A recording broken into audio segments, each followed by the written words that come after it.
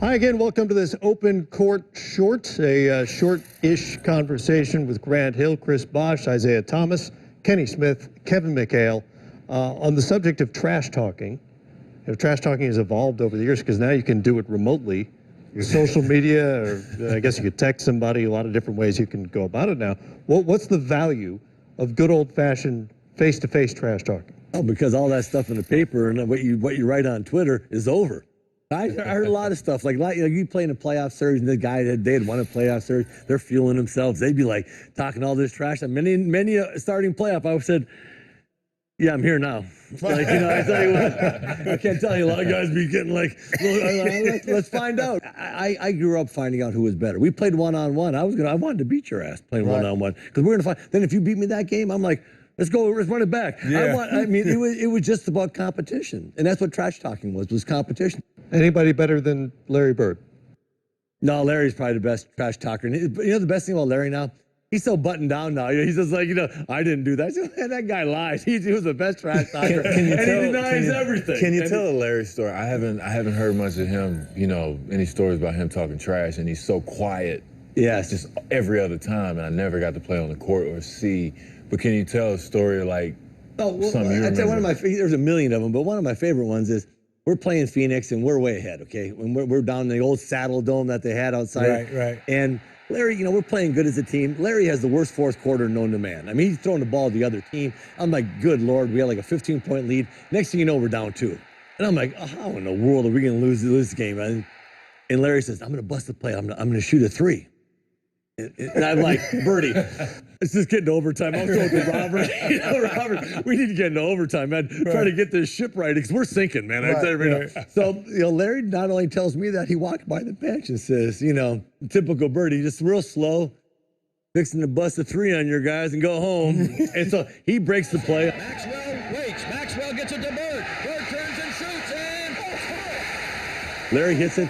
He looks at the bench and goes, told you so. That was Birdie. And he had the confidence. Man, that dude had so much confidence. He talked to the coaches. He talked to everybody. He was talking trash all the time, man. But fun. Great competitor, man. Well, Great competitor. I also played with one of the best, Vernon Maxwell. Oh, yeah. So Mad Max was the trash talking of all time. But his trash talk, it went from fun, loving, to I'm getting competitive, to personal. So it was all 3. It wasn't just one, and he would pick certain guys to do certain things with. So to me, I always thought it was calculated, because certain guys, it was fun-loving trash. Right. He and Gary Payton, it was fun-loving. It was always, Gary, you can't guard me. That it was fun-loving, and it was Gary would talk back to them, and they'd get competitive. Then there were guys he was trying to intimidate, and in the playoffs against Phoenix, he actually, I thought, mentally and physically intimidated the wing players on Phoenix that year, and we single-handedly came back from 3-1 to win the championship. Who are the best trash talkers of your era, Grant? I think early on when you really could, I don't feel like they trash talk now as much, or they're not allowed to. I think the league has cleaned that up, but it was definitely Gary Payton. I mean, Gary Payton was. I remember our point guard when, early on in my career, he didn't want to bring the ball up against Gary. And that's really kind of how I started bringing the ball up and playing point forward. Gary would talk to whoever, talk to refs, players, coaches on other team, fans. Yeah. He talked nonstop and backed it up. So he was the guy that, I think was the ultimate. And it was a little personal. He got a little personal at times with folks. But I mean, I think, that's basketball. You're trying, like you said, you're trying to get an advantage. Yeah. You're trying to get over on somebody. And if you backed down or you showed that you were scared, then he had you. Chris, anybody particularly effective or creative when you played? I wouldn't say effective or creative. I think trash talking is kind of like a lost art a little bit. And probably starting with my generation, it kind of trailed off, one, because the league started instituting rules. Right. And it got to a point where it became disrespectful a lot. Or if you did get under somebody's skin, everybody would kind of like to try to make a scuffle on the court, like it's going to continue off the court. And we all know it's not. But, between the Twitter things, it's interesting with the Twitter dynamic. you'll get guys texting, you know, on Twitter and stuff like that. But when they meet up in the game, both quiet.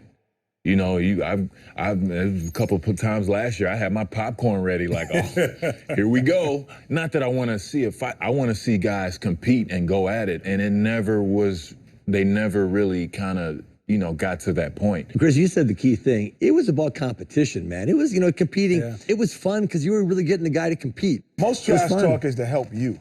Yeah, It's I agree. not really to go at that. It's like, I need to get up. And it's funny, the first time I really, really trash talking, because it doesn't matter in the regular season, because you don't, playoffs. You know, Mark Jackson and I were really good friends. Right. You know, we grew up together, and the team brought me in. And it was like a alcoholic Like an intervention. So I come in the room and everybody's sitting there, right? And so I was like, what is going on, right? So I sit down and they're like, you're too friendly to Mark. I'm like, what do you mean? It's like, y'all high five before the game, and you know, you guys are talking, y'all go to eat. You got to change tonight. Right. So now they done put a battery in my back. So Mark has no idea that this conversation's happened. He comes out, you know, give me a handshake. I'm like that's the first thing I do. It's just, I did it instinctively because they had charged me up. So then he's looking at me crazy. And he was like, what's wrong with you, man? I was like, nah, we can't do that. Hey, man, but you know, when we were playing the Spurs, that's how they was getting us, man. Because we were in such a mode back when we were playing in the Eastern Conference. Nobody likes nobody. When we get to the finals, we come out, we're just used to going right on the court and tipping it up. We play San Antonio. They were like, hey, what's up, man? And we just fell into it.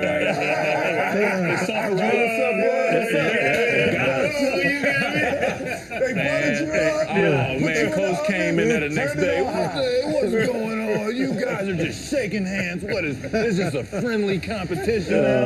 And he just started killing us. And then so the next game, we had to come back up, same thing. And Tony Parker, Tim Duncan, nicest guys in the world. Man, you know, they came up, we was hand on my face, bro.